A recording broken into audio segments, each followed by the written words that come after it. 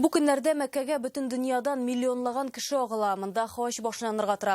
Татарстанлыларның беренче төркеме юлга бүген Казан аэропортыннан кузгалды. Быел безнең республикадан хаҗга 1800 кеше барыр дип көтелә. Иң өлкән хаҗга 86, ә иң яшенә 13 яшь. Беренчеләрне юлга Раилә Вәлиуллина озатты.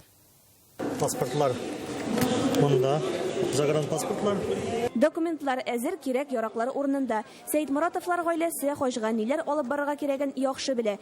Дини гыйбадәтләрнең иң улысы һәм катлаулысын үтәргә инде икенче тапкырын баралар. Пәйгамбәр саллаллаху алейхи ва саллям йөргән юлларда йөрү, ана бу иң безгә зур бәхет дип уйлыйм. Әризәлә ханым Сәгыйтованың хаҗга тәүге тапкыр баруы күңелендә күптән йөрткән хыялы 60 яшендә чынга аша. Башта эшләдем, пенсияга чыккач оныклар китте, оныклар садикка, мәктәпкә дигәндәй. Менә хәзер үземә чират җиткәндә. Беренчесе сабыр итә белергә.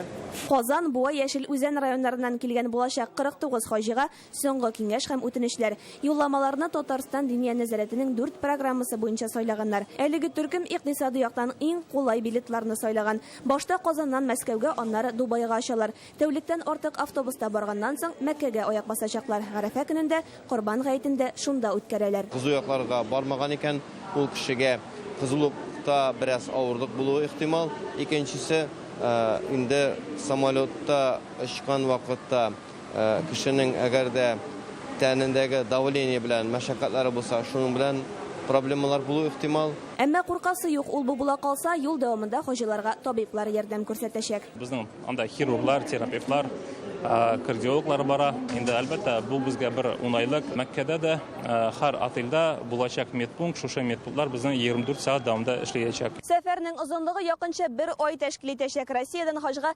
25500 кеше барачак. Татарстан хаҗиларының саны исә 1800-гә җитә. Аларның соңгы төркеме Казаннан 4 августта кузгалачак. Раилә Вәлиуллина, Рамзил Гарипов, Яңа Гасыр каналы.